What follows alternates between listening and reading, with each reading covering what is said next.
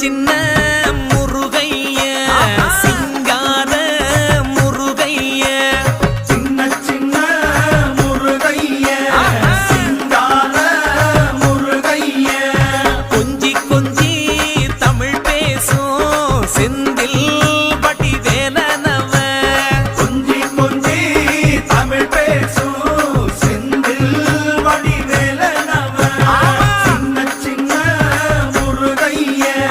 சிங்கார முருகைய கொஞ்சி கொஞ்சி தமிழ் பேசும் செந்தில் வடிவேலனவ சுப்பிரமணிய சாமி என்பார்,